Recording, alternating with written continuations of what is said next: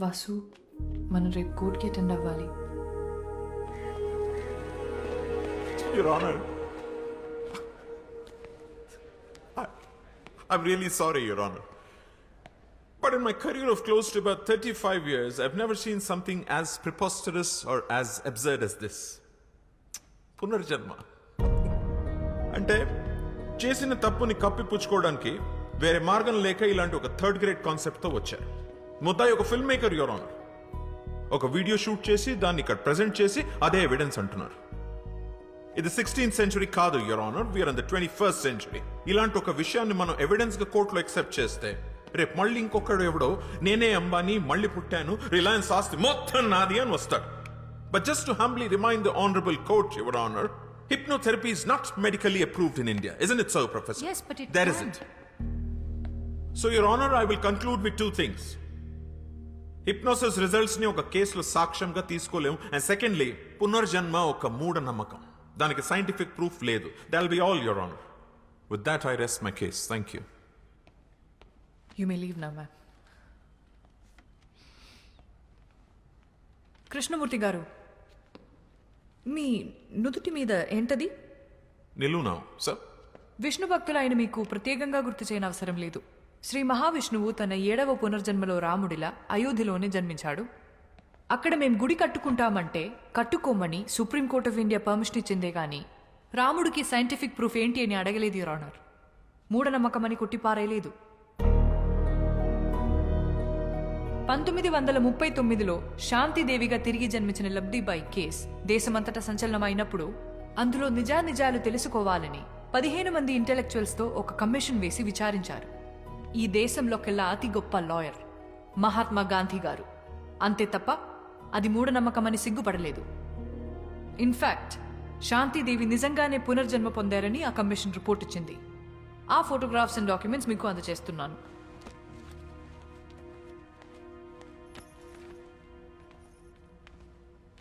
ఈ కేసుకి కూడా సైంటిఫిక్ ప్రూఫ్ లేదు, your honour.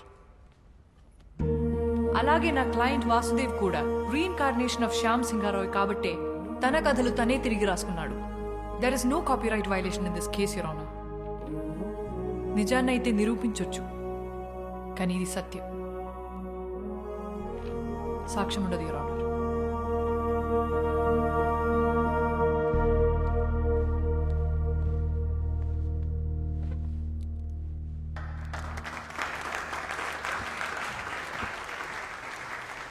The final judgment is adjourned for tomorrow.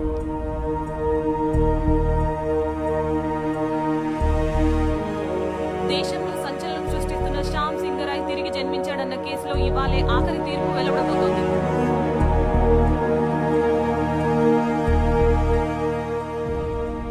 Lawyers ఇద్దరి వాదన విన్న తర్వాత సరైన లాజికల్ అండ్ సైంటిఫిక్ ఎవిడెన్స్ లేని కారణంగా ఈ కేసులో మిస్టర్ సారీ సార్, చిన్న రిక్వెస్ట్. ఎవరైనా ఈయన మిమ్మల్ని కలవాలని రిక్వెస్ట్ చేస్తున్నారు సార్. రమ్మను. ఆఖరి క్షణాన్న పర్సనల్ రిక్వెస్ట్ కింద ఈ కేసులో ఒక కొత్త సాక్ష్యాన్ని కోర్టులో ప్రవేశపెట్టడానికి నేను అనుమతిస్తున్నా.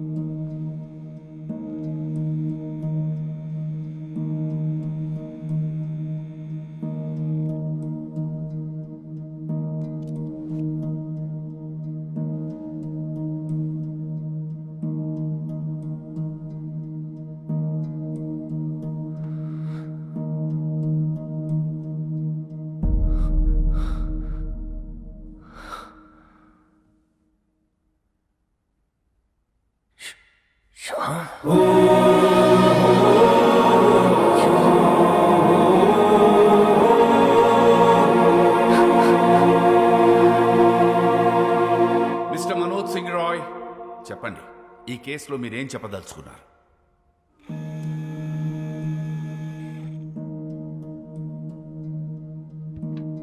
వాసుదేవే శ్యామ్ సింగరాయ్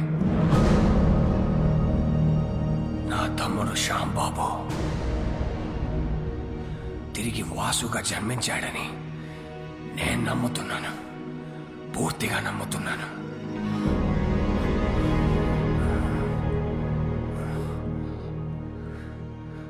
అతనే శ్యామ్ సింగరాయ్.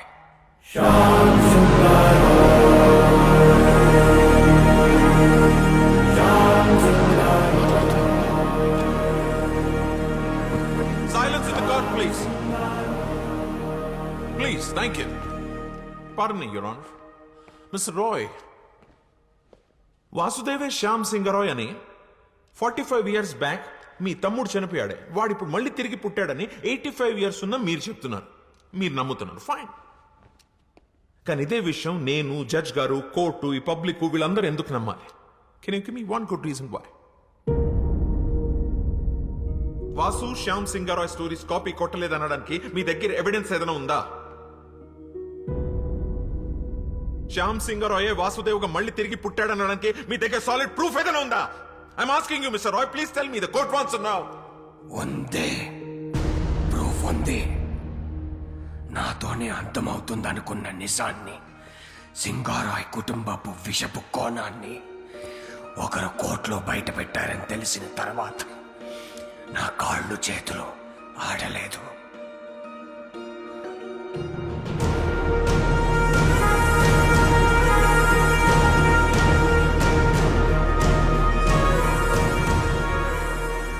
పబ్లిష్ అయిన పుస్తకాలని, అందులో కథలను ఎవరైనా కాపీ కొట్టగలరు. కానీ ఇప్పటి వరకు పబ్లిష్ అవ్వని, నాకు మాత్రమే తెలిసిన ఒక షార్ట్ స్టోరీ, శ్యామ్ సింగరాయ్ ప్రత్యేకంగా నాకు మాత్రమే ఇచ్చిన ఓ చిన్న కథని ఈ వాసుదేవ్ ఎలా షార్ట్ ఫిల్మ్ గా తీశాడు. తనకు ఆ కథ ఎవరిచ్చారు? ఒక చిన్న కథ. అసలు కథ ఏంటంటే, తనకి చిన్నప్పటి నుంచి పెయింటింగ్ అంటే ప్యాషన్.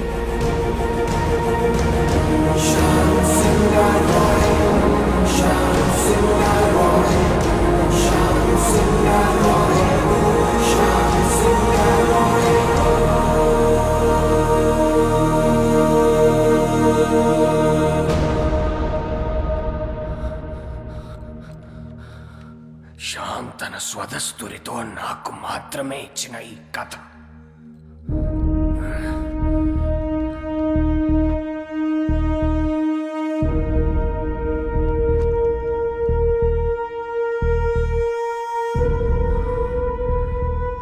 అదే కథను షార్ట్ ఫిల్మ్ గా తీశాడు ఈ Vasudev.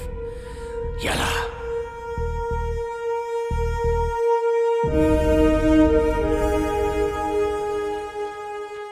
As chairman of SR publishers నేను ఈ కేసుని విత్డ్రా చేసుకుంటున్నాను.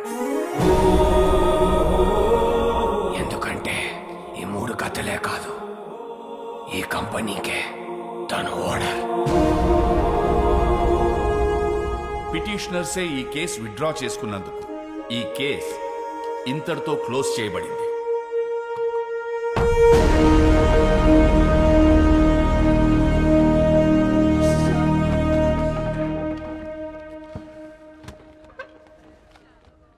నేను ఓడిపోలేదు, కానీ నువ్వు గెలిచావు. Good job. I'll see you in court again. All the best.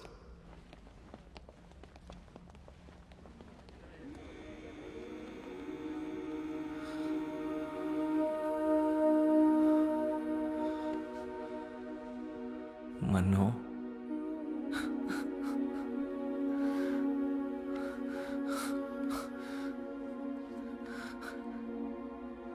నన్ను క్షమించరా శ్యామ్ బాబు, నేనే నిన్ను చంపుకున్నాను. అన్నయ్యలు అంత పని చేస్తారని నిజంగా నాకు ఆ రోజు తెలియదురా. కానీ నువ్వు మొండోడివిరా, అందుకే మళ్ళీ జన్మించావు.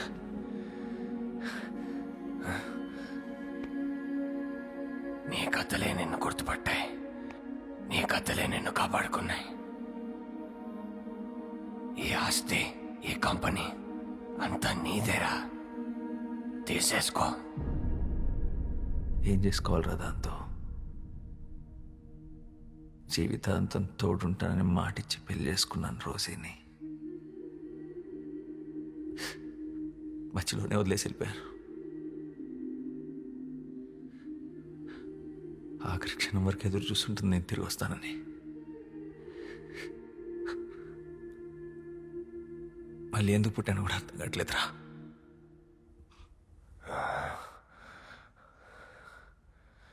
రోసి రోసి బ్రతికే ఉందిరా. నీకోసం ఎదురు చూస్తూ ఉంది. అంటే ఇప్పుడు రోజీ బ్రతికే ఉంది. మా మామయ్య వాళ్ళ ఊర్లో దాచుంచాను. అన్నయ్యలు చనిపోయాక మాతో పాటు వచ్చేయమని చెప్పాను, కానీ తను రానంది.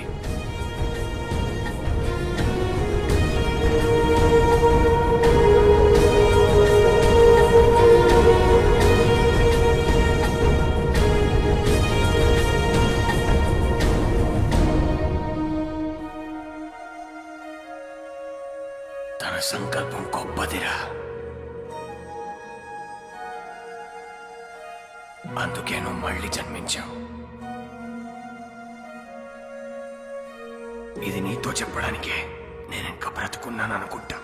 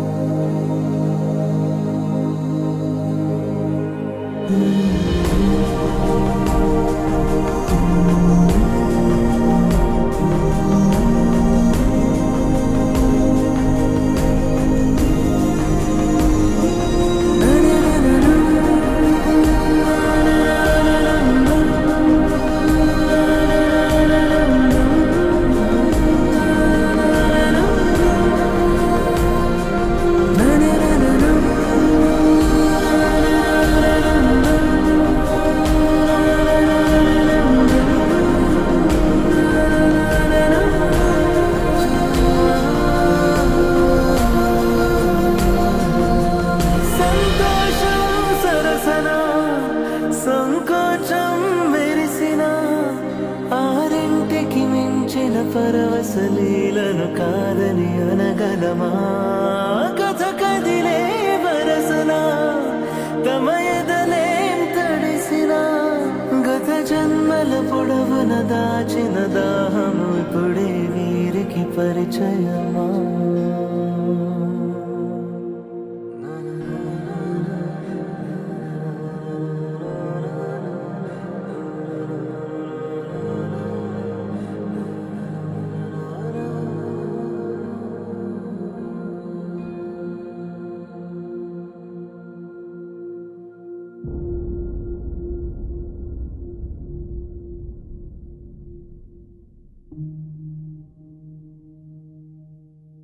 ఇలా ఒక అమావాస్య రోజు నీ ఒడిలో పడుకొని నిన్నే చూస్తూ మా మీద చిరునవ్వుతూ చనిపోవాలనుంది. అదే నా ఆఖరి కోరిక.